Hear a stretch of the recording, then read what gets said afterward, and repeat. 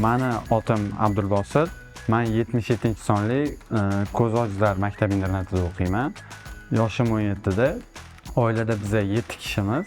Men o'rtanchi farzandman. Menga maktabda ko'proq geografiya, iqtisod fanlari yoqadi.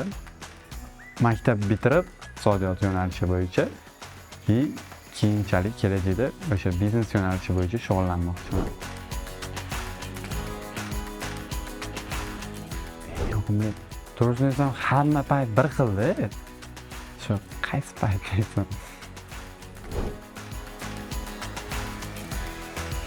Payti men uchun murakkab payti yo'q, chunki o'sha hamma vaqt bir xilda o'tadi. Bunaqa qiyinchilik joyi ham yo'q, boshqa joyi ham yo'q. O'zgartirishga ham menimcha hech nima shart emas deb o'ylayman, chunki hamma narsa yaxshidir.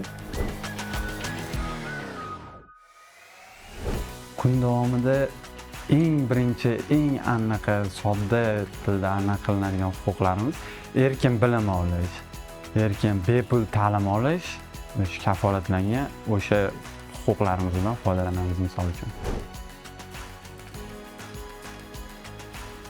Har bir bolani o'zi xohlagan, ichida xohlab turgan yo'nalishi bo'yicha shug'ullansa, menimcha to'g'riroq bo'ladi. Ko'proq vaqt o'sha uchun ajratilsa.